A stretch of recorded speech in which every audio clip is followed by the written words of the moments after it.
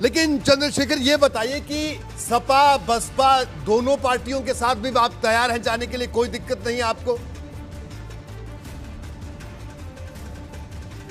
देखिए,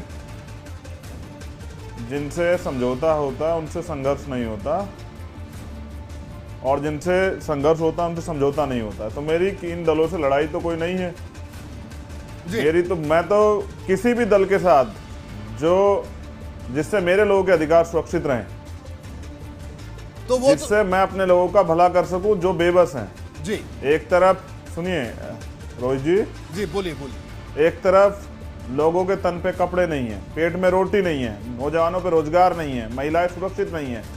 वहाँ ये अरबों खरबों रुपए भारतीय जनता पार्टी जो है वो सिर्फ विज्ञापन पे खर्च कर देती है। जिन लोगों को सिर्फ सत्ता से मतलब है वो उनसे मेरे रिश्ते नहीं है। उनको मैं सत्ता में रहने भी नहीं देना चाहता। मैं चाहता हूँ कि ऐसे भ्रष्टाचारियों की राजनीति को मैं गठरी बांध के समुद्र में फेंक दूँ। लेकिन जिनसे मेरे वैचारिक तो कुछ मतभेद हो सकते हैं, लेकिन जिनके साथ मिलकर मैं अपने लोगों के अधिकार दिला सकता हूं, तो उनके साथ गठबंधन करने में कोई बुराई नहीं। लेकिन चंद्रशेखर, आपको कई उत्तर प्रदेश की सियासी पार्टियां, सीधे तौर पर अगर मैं बसपा की बात करूं, वो तो आपको दोस्ती के नाते से ज्यादा चुनौती समझती है। आपको आप पर कई बार अप्रत्यक्ष तौर पर कई ट्वीट्स के जरिए तंज भी कसे जा चुके हैं, आपको भी पता है।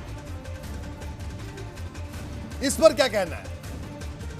ये आप भी समझते हैं, कमजोर का कोई विरोध नहीं करता है, हर व्यक्ति ताकतवर का विरोध करता है। तो आजाद समाज पार्टी ताकतवर है। चंद्रशेखर को बहुजन समाज के लोगों ने तैयार किया है। दलितों की बहुत बड़ी भूमिका है, पिछड़ों की, आदिवासियों की, मुसलमानों की, सिखों की, बुद्धिस्टों की बहुत बड़ी भूमिका है जिन्होंने तैयार किया है। तो जब हक की बात होगी तो जरूरी नहीं कि सब लोग सहमत होंगे। तो मैं उनका भी स्वागत करता हूं जो आलोचना करते हैं, मैं उनका भी स्वागत करता हूं जो सम्मान करते हैं। बेसिकली मेरा सम्मान और मेरी आलोचना इस बात से स्पष्ट होती है कि मेरे लोगों को अधिकार कितने मिल रहे हैं। तो मुझे फ़र्क नहीं पड़ता मेरे बारे में कोई क्या कहता है, बुआ जी का स्वागत है वो जो कुछ कहती है। मैं तो उनसे भी कहना चाहता हूँ कि आप जिस वर्ग के वोट से आप 4 बार मुख्यमंत्री बनी, आपको ये उनकी हालत के बारे में भी देखना चाहिए। आज पिछले 4.5 साल में यूपी में सरकार तो रोहित जी कहीं की रही हो, किसी प्रदेश में किसी पार्टी के अन्याय अत्याचार तो सब जगह हुआ है जी, चाहे वो राजस्थान की सरकार क्यों ना हो, कांग्रेस की। लेकिन यूपी में जो हमने देखा, आपने हाथरस देखा, आप सब लोग मीडिया वालों के बेसिस परिवार को न्याय मिलना संभव हो पा रहा है कि जब अपराध होता है तो अपराधियों को बचाने के लिए पूरी सरकार खड़ी होती है, नेता चुप होकर बैठ जाते हैं।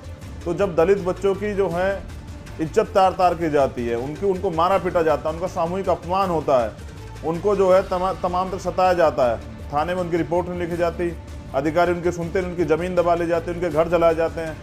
जब ये अन्याय होता है तो ये नेता नहीं आते, तब भीम आर्मी जाती है और एक भीम आर्मी कार्यकर्ता रात को धूप में, बारिश में, आंधी में मोटरसाइकिल से जाके इस लड़ाई को लड़ता है। तो जनता का विश्वास बढ़ रहा है आजाद समाज पार्टी और भीम आर्मी के प्रति, और यही विश्वास जो है उनको सत्ता में स्थापित करेगा।